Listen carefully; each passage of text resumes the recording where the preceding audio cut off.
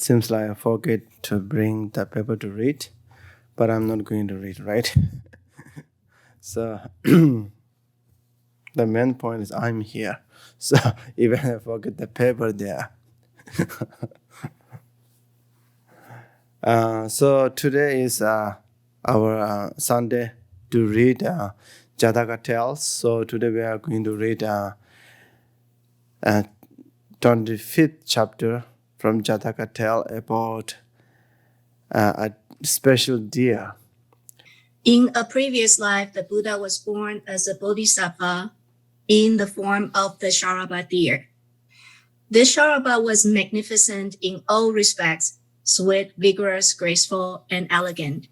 He lived happily in the deep forest, far from human habitation, content to subsist on leaves and grass, with nothing but kindness toward the other creature of the forest.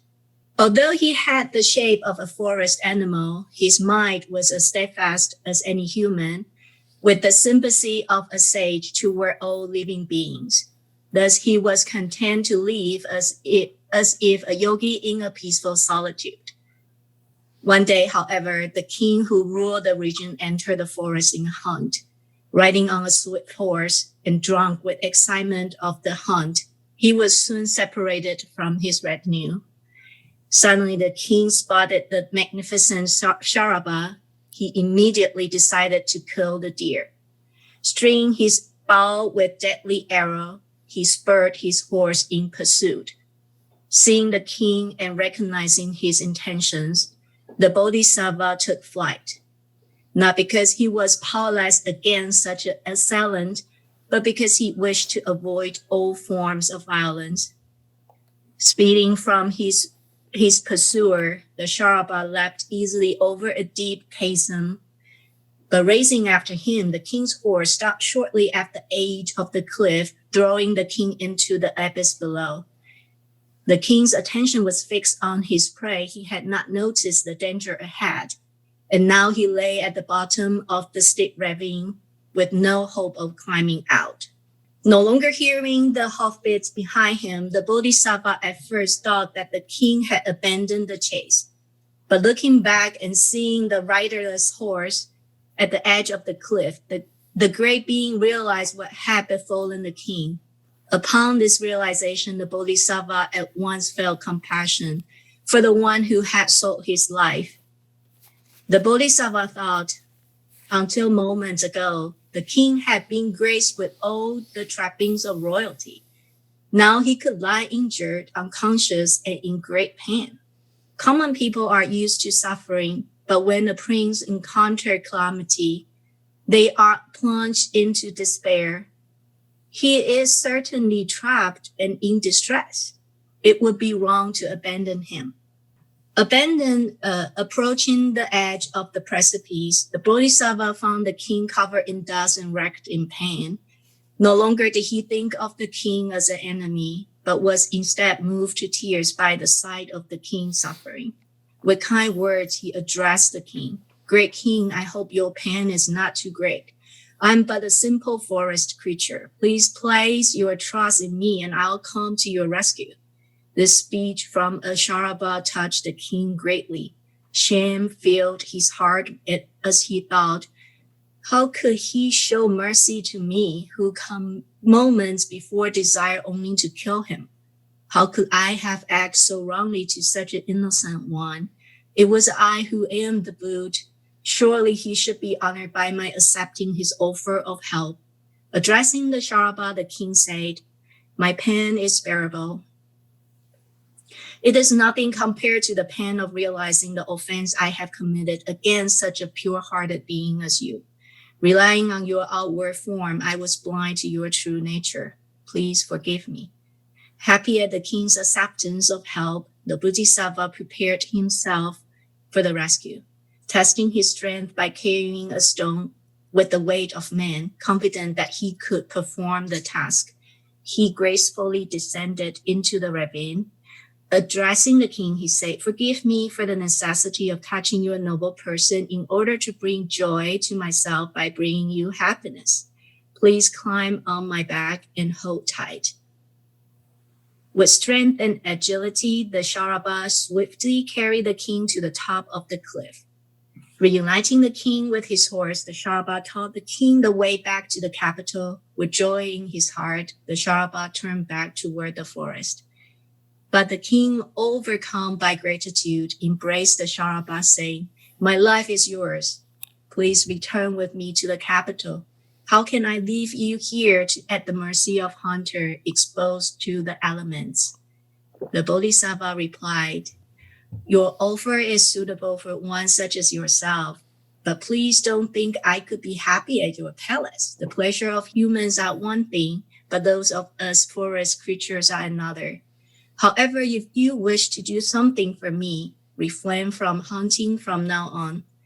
The poor creature of the forest, their mind dull and heavy, deserve your pity, not your arrows. O creature, desire happiness and freedom from suffering. Knowing this, how can you do others what would cause unhappiness to you? Harmful actions lead to suffering. Virtuous action bring dignity. Be generous, increase your merit. Seek guidance from wise. Cultivate right action. Treat all creatures as you would yourself be treated. This way you will achieve fame and happiness. The king thanked the Bodhisattva for his words and watched with respect as he sped away to his home in the forest. Thus, the compassionate show pity even to those who wish to harm them and never abandon their desire to help, even wrongdoers in distress, regardless of their evil intentions. Thank you very much, Emil. Jing said that I owe you a life, or what he said. Right? Do you remember anything? My life is yours, right? Then say, come with me. Actually, she here to say, my life is yours, so I have to stay with you in forest. Jing said, my life is yours. You have to come to my house. It's like, anyway, that's funny, but yes, I noticed. So it's a great story, a lot of teachings, and maybe one of the longest one.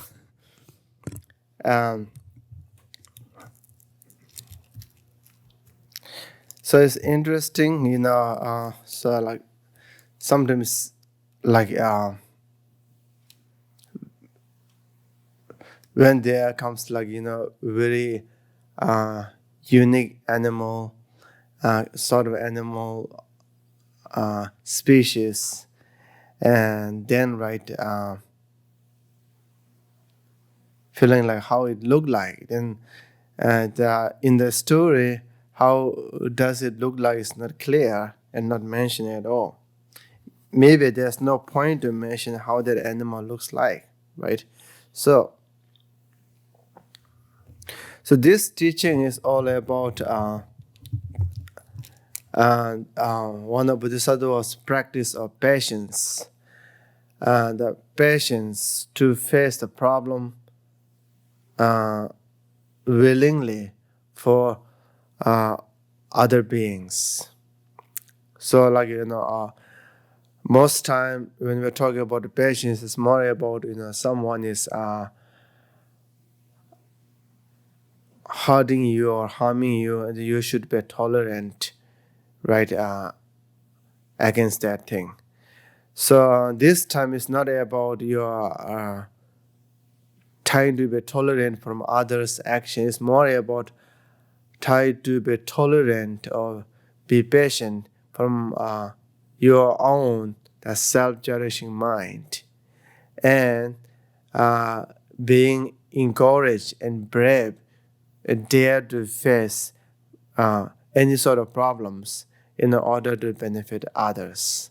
And that is such a special patience of Bodhisattva. So main point is like the Bodhisattvas won't ignore someone that suffers even in is a bad situation for that Bodhisattva, like the deer, right? Deer was hunting and running away for his or her own life. And then when she sees the own enemies struggling there, then are ready to help, especially like uh, even going nearby that person is dangerous. you know so in the story, the Bodhisattva, the previous life of Buddha, was born as a deer in animal form. uh, with Most time, the Bodhisattvas, when they are born as animal, it's not like they are born as animal because they don't know what's happening. It's more about sometimes Bodhisattvas want to be born as animal in order to benefit. Especially like when we say in order to benefit other beings, it's not about you are saving or like bunch of creature or people.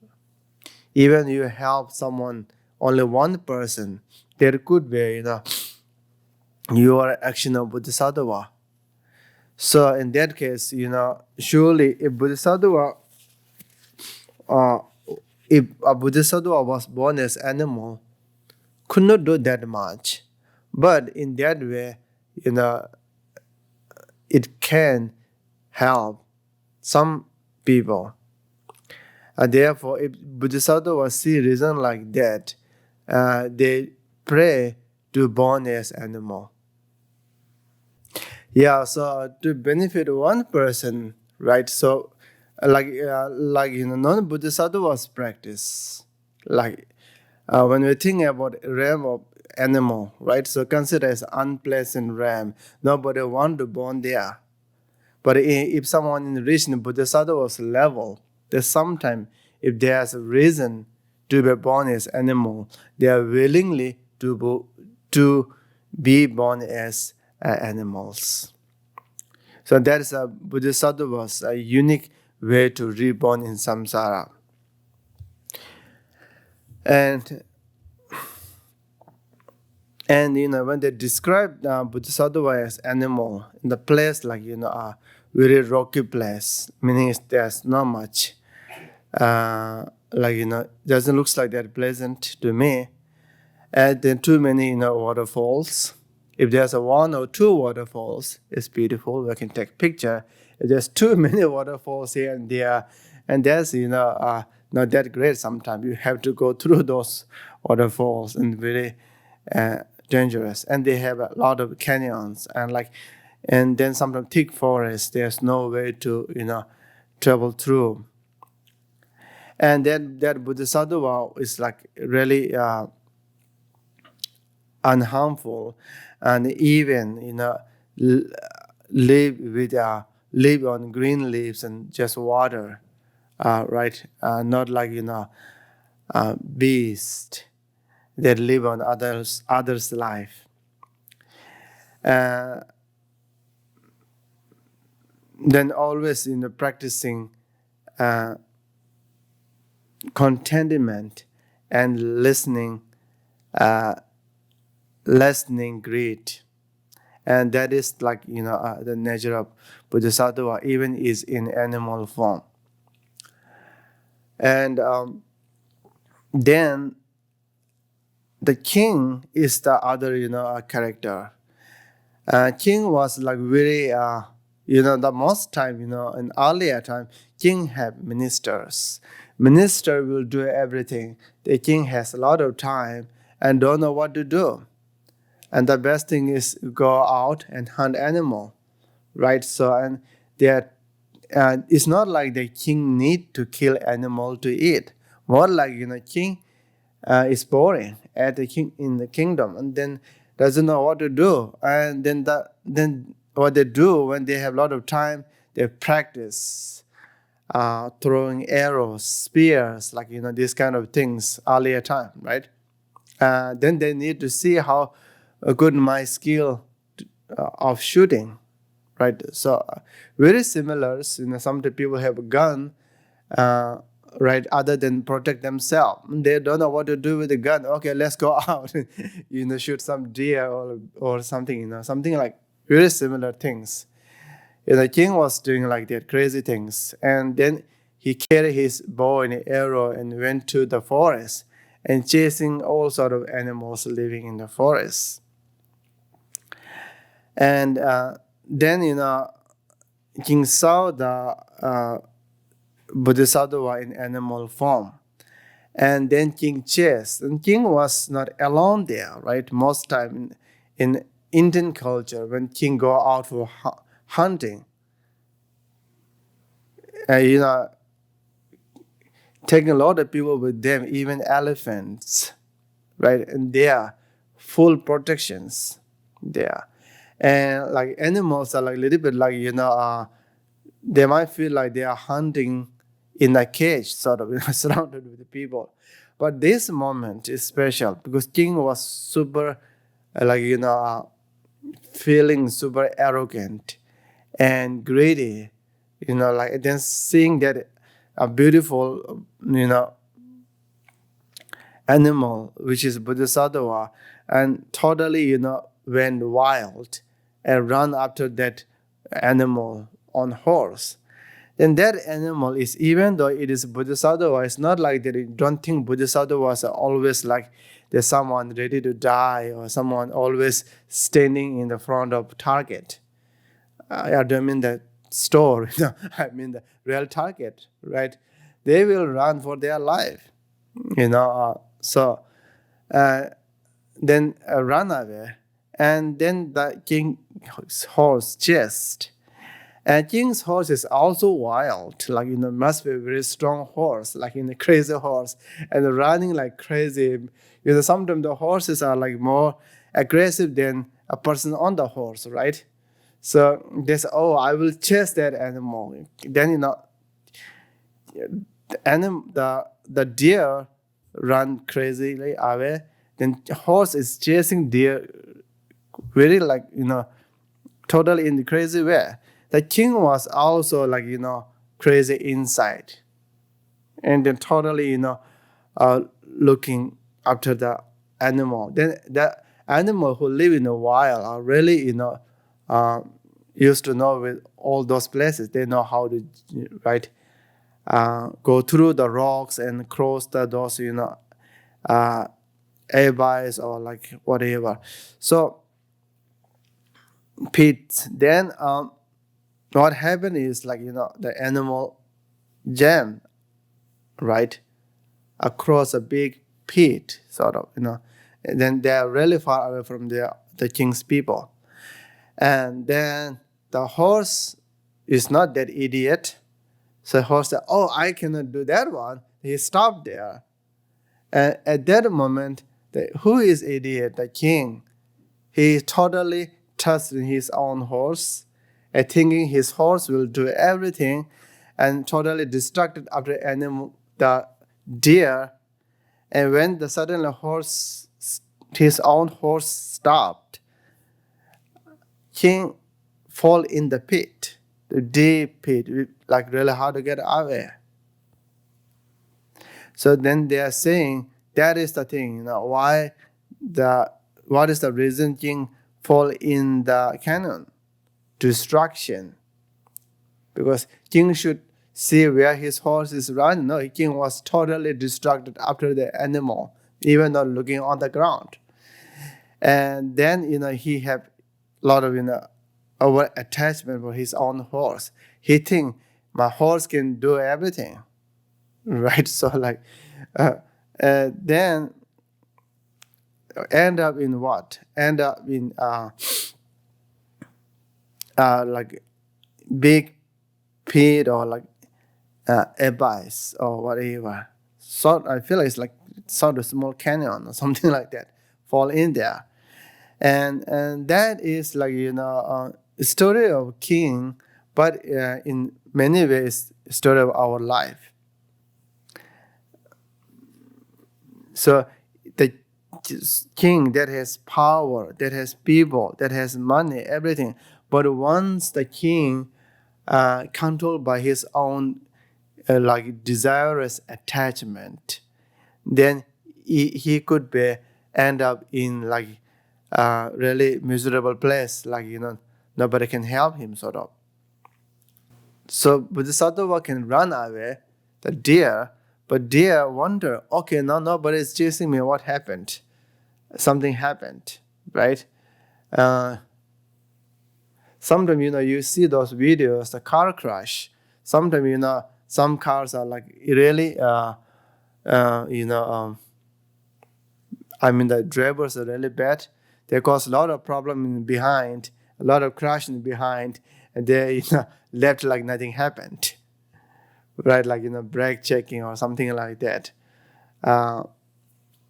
Or, the Bodhisattva was not like those people. Bodhisattva was, then when they say, oh, okay, something is happening wrong there, then he start to worry about the king. It's not because of his king, it's because it is a living being, right? And totally overcome by his own negative emotions. Then the Bodhisattva come back to check what happened, right? The deer.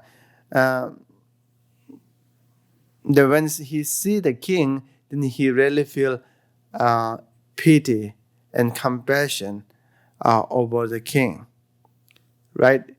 When king, it's very simple, right? When king was on the horse, it's different. Then king was in the pit. When king was on the horse, right? Like king had jewels, right? Gold, diamond, any sort of jade,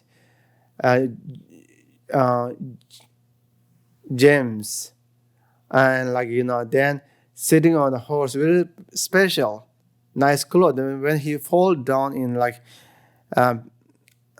airbus or cliff, then all his clothes are got dirty and jewels are scattered everywhere. It's kind of with him. Then he doesn't have his own shield and arrow in his hand. He's totally a different person there. Even no God. It totally looks like a snail come out from his own shell. Sort of, nothing is there. And then Bodhisattva feel really bad and sad. And that is, what is. A person, and that is like that situation, and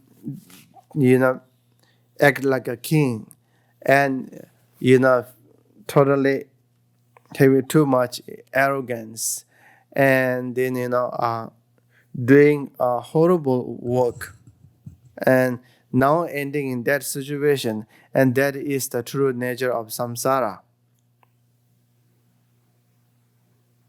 And that represent our death, right? When you live, you have a nice house, nice car, nice clothes, bank balance, or maybe a stock in the market, or whatever you have, and you have people right around, like son, daughter, grandson, granddaughter, aunt, niece, nephew. If you are lucky, then grandparents, whatever. You have a lot of things around. Friends, friends. like in the Facebook terminology, sort of. You have friends, or something like that. And supporters, like fans, whatever. When you die, then it's like that king. Nobody is there, right? Then if you, what you have is all your karma and virtue.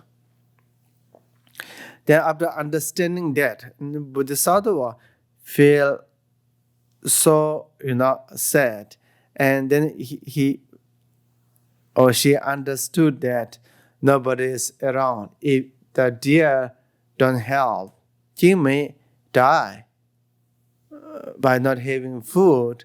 Maybe killed by other beasts, right? Then in my mind, thinking maybe the people don't like king. If they don't find the king, they will stop finding king. It's okay, it's good time. Let he die somewhere. Act like nobody knows where he is. whatever. So then Bodhisattva thought, okay, no, I should help. And that, poor, Bodhisattva was ready to, go to, go to the dead,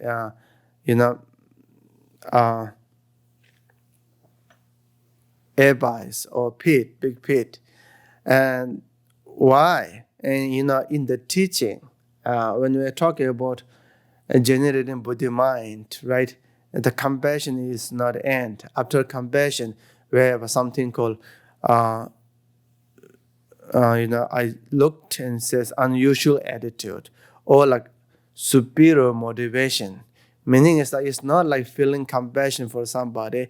It's like more than compassion. Meaning is taking responsibility, taking compassion in action, right? That one. That taking the compassion into the action, that thing is there, and it's very important, right? Even though you are compassionate for somebody, if you cannot do anything for that person, then your compassion is not hitting the goal, right? So I think there's a big boulder for many people. It's not like that everybody is like really mean or selfish. I think most people are in deep there. They are not mean, and they are not even that selfish. I mean, technically, all of us little selfish.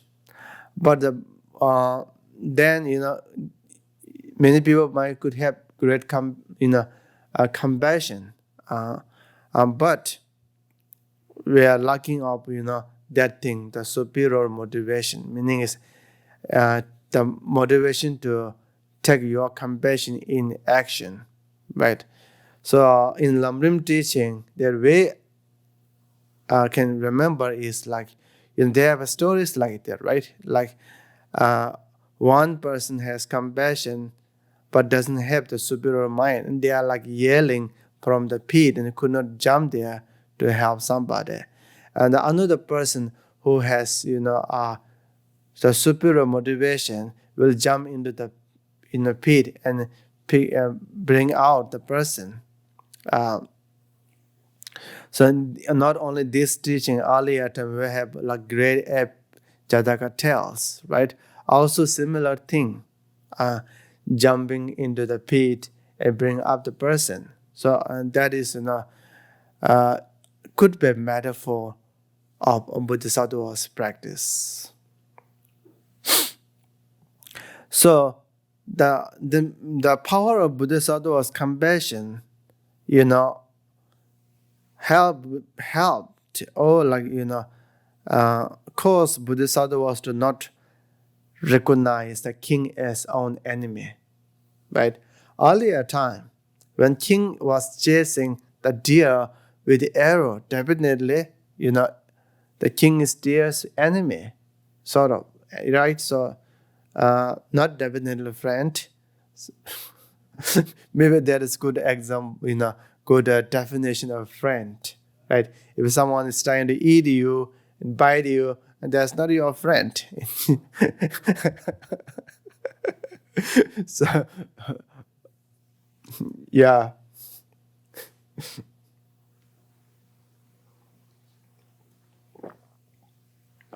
Right, it's good definition. Sometimes, someone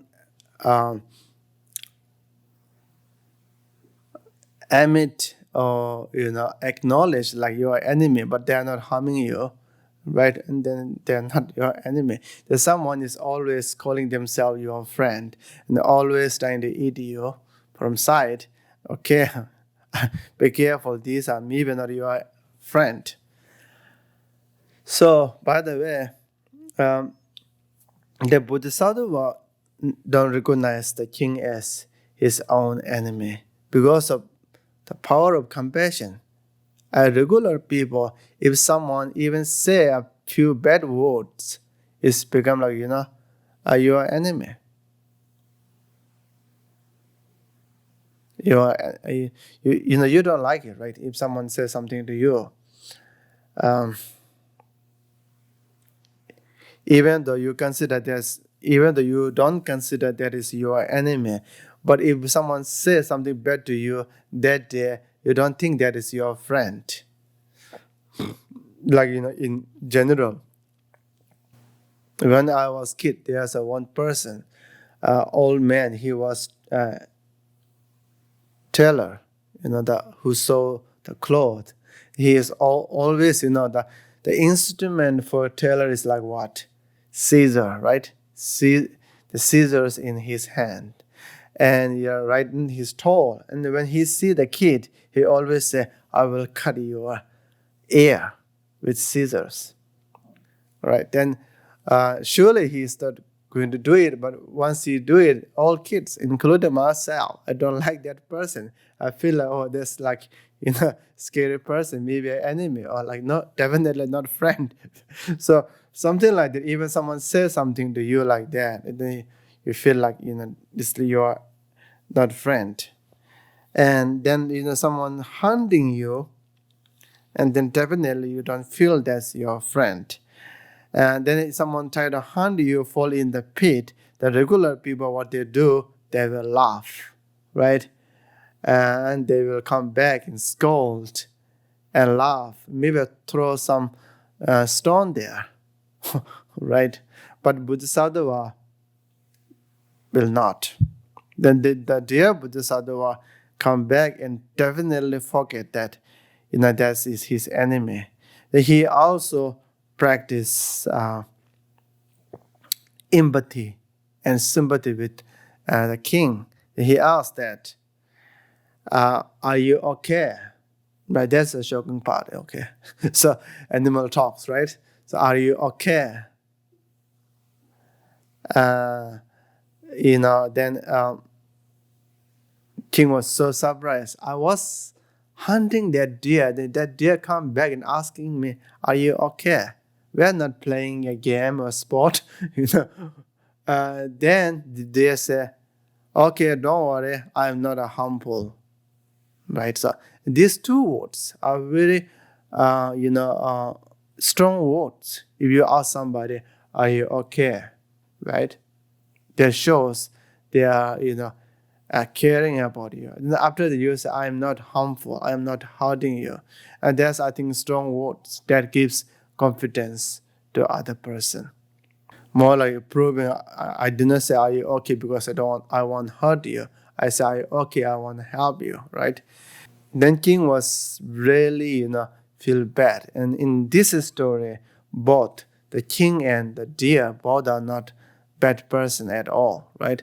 The king was, as I mentioned earlier, doesn't know what to do, and being like a child and like hunting animals without understanding. Even nowadays, people who hunt or do crazy things, many of them have no idea how animal feels. How, even they don't know that animals has, feelings. When I see, those videos of, people who are fishing and like, walking in those,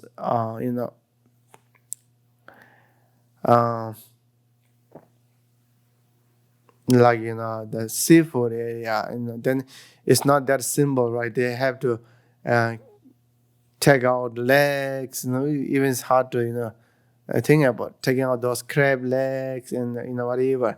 They don't. I can see that those people don't feel like these are, someone that has feelings. It looks like they are cutting vegetable, and the people might feel like that. They are like, maybe a vegetable or something like, food. So then, especially like, who are hunting, many of them have no idea how the animals feel. And definitely, including this king, he was keep hunting, right? And especially, people are like, really crazy sometimes. Sometimes if one person did a bad thing, a lot of people applause after that. In praising, this is a bad thing, Right? Sometimes, even not hunting, if you go there and punch someone's face, maybe you have a friend that say good things after it. Yeah, great job. You did great job. You punched that person's face, right? So like that. Actually, punching at others' face is the horrible thing, the bad thing. That is not such a things that we should praise.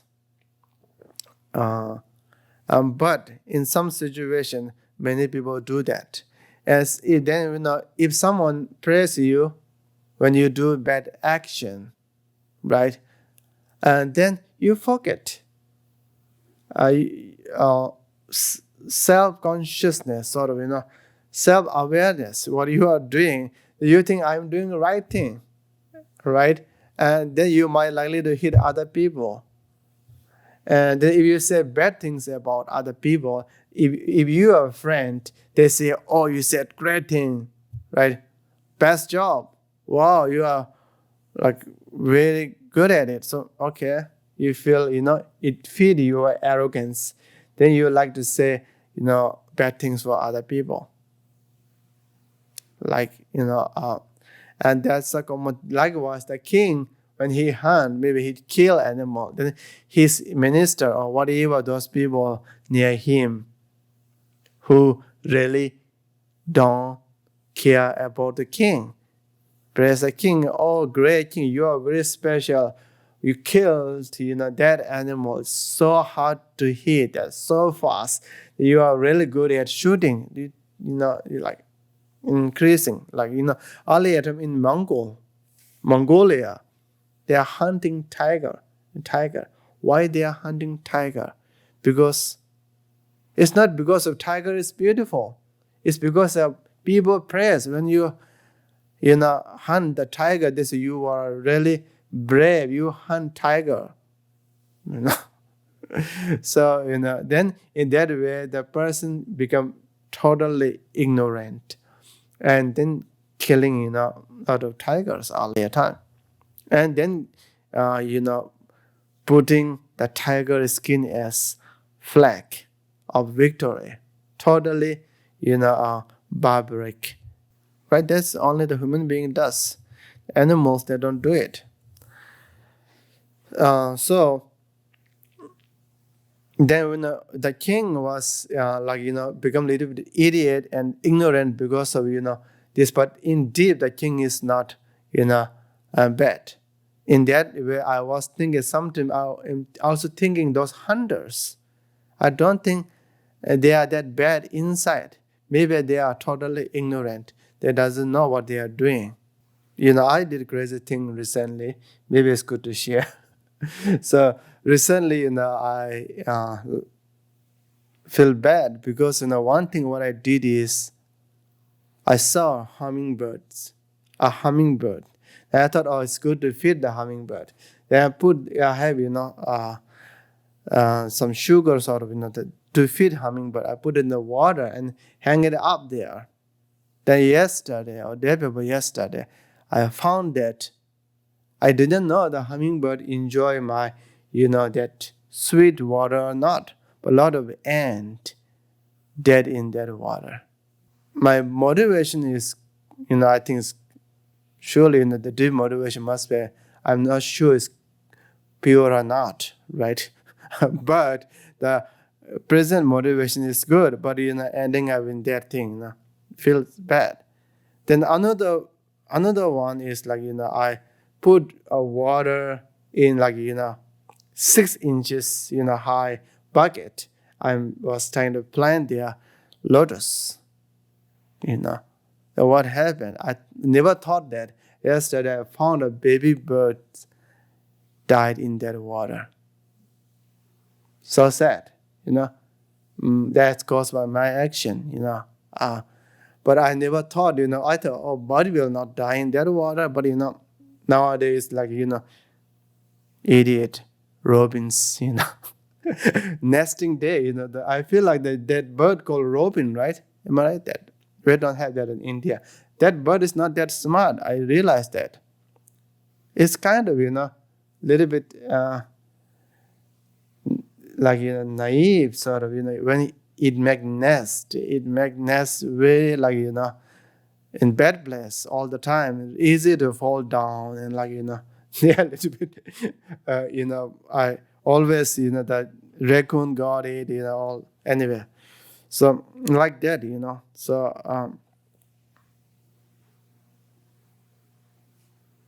sometimes your action cause life of others that way. But hunters, right? Then where you see the ants dead, we feel bad. When we see the little bird die, we feel bad because we knew these have life and feelings. We respect in that way. If somebody doesn't know that way, it doesn't matter. An ant die, or bird die, or a vegetable got rotten. Similar thing in their eyes. So the lack of knowledge, a lack of understanding, then I think many people are doing hunting and harming in that way. So then king was not bad. So then king realized, I was totally wrong, right? So far people are praising me to killing animals. The deer also, show up better than me. The deers can practice empathy, right? So I could not. And then he feels so bad, and he told deer that actually I am the animal, you are not.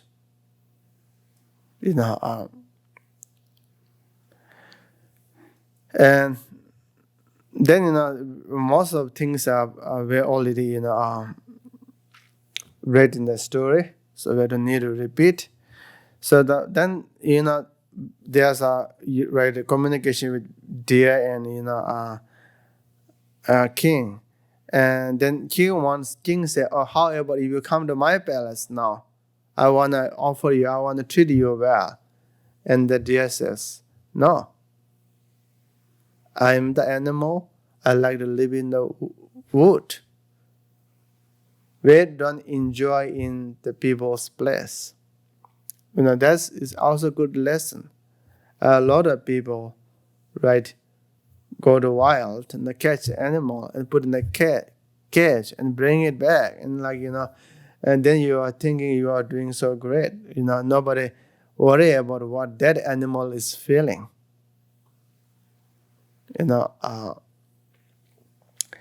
If animal is born in pet store, I don't know. Especially when you catch from wild, the story of chimpanzee, right? They are somewhere in Africa, am I right? And then people go there and partially hunt, partially catched, and then you sell. And then some people buy it, and they are thinking it's so cute and doing so well that you try to teach, a lot of things to monkey. Idiot thing.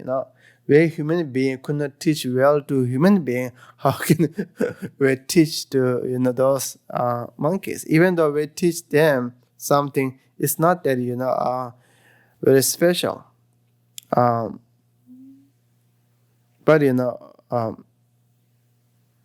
we do crazy things. Yeah. So then. That's one thing good to know. Otherwise, our compassion become a little bit naive and couldn't understand situation, and then sometimes destroying the animal's life. Then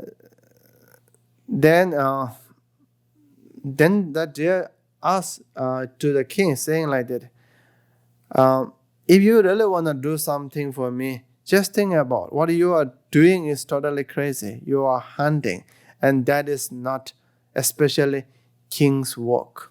It's not because of the hierarchy or rank system. It's about you are the king who's supposed to protect everybody in this kingdom, from human being to animals. But If you are hunting, and that is totally wrong.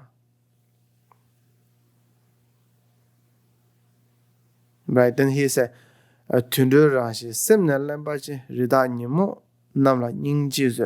practice compassion to the animal who is ignorant, who is overwhelmed by negative emotions. Right? So at that point, we understand, okay, what does that mean? The animals are overwhelmed by negative emotions. Are you sure? Right? The teachings clearly here shows that it's not about animal, it's about human being. Right? Animals are not that much overwhelmed by negative emotions in my understanding. Most of them are, physically doing worse than us, but mentally seems like they are, bad as human being in my understanding. Maybe I was wrong. But here it says animals are ignorant and overwhelmed by negative emotions. So you should practice compassion for them. So it's representing human beings. Human beings are very smart to do bad things, but they are ignorant. Doesn't know, right, what is important. Always thinking myself is most important than anybody, and that's wrong.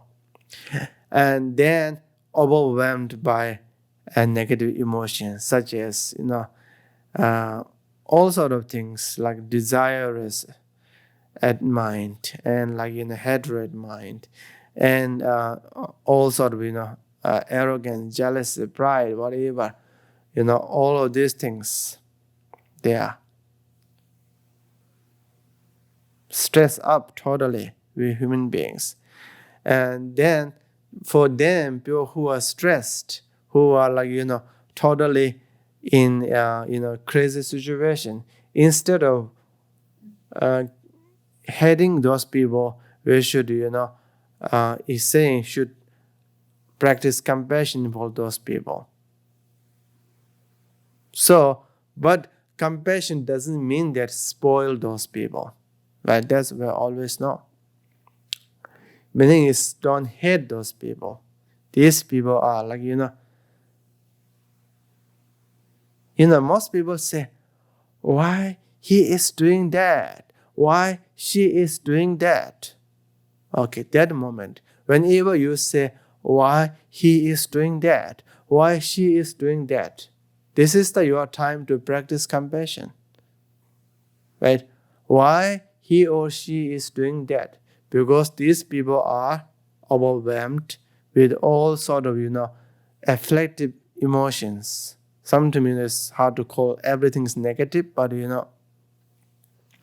they are struggling with their own emotions, doubtfulness, worrisome, the worry, and like maybe like some kind of trauma that they faced earlier. I will always feel like if you see like the refugees, if you tell them go back to your home, that's the worst thing to say that, right? So something like that, So you don't know what that feel because you are not. Anyway, everyone has their own, the past, their own experience. So then people get hurt in different way, and then likewise they have different like emotional problems.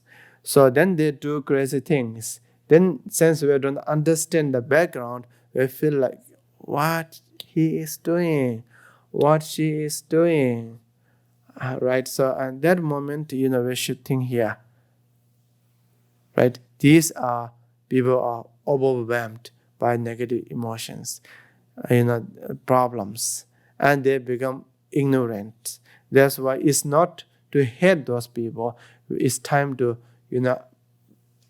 practice compassion don't worry about practice pity, right? So it's like something not much different. The king that fall in pit, like someone fall in their own emotional pit there, and they could not come out. It's not like those people are mean and harmful, but they are like struggling in their own vaulted there. So practice compassion there. That is what the Bodhisattva was teaching to king. So then if you cannot use that logic in that practice, sometimes is complicated for some people, then just think simply. All problems comes from the wrong action, right? The wrong actions are those non-virtuous action, simply, right? The harmful action are wrong action, and avoid those action, and that is simple teaching. So that the deer taught to the king, right? So anyway, in this teaching, right, a lot of information in there, a lot of things to talk. So the point of this teaching, if what we use in Lamrim teachings, right, like it's like it's more about how to it shows the respect in faith or following the path of Guru, right? So like the Bodhisattva deer taught the king right thing, and king is also understand that it's not like the other one, the ape story, right? The great ape help someone, then that one kill the ape. That's like bad, kind of bad example of bad thing. This is a good thing, right? Then the deer become compassionate and taught the king, and king understand, respect the deer's teaching, right? So that's part of that teaching, and then it also shows the essenceless samsaric wealth and life. And in this teaching clearly shows the cause of unpleasant realm as non-virtuous, a cause of samsara as negative emotions, and the cause of refusing Bodhisattva's practice as selfishness. So this is all about today's Jataka's teaching, and by the time we have to stop here now. So thank you very much, and have a great weekend.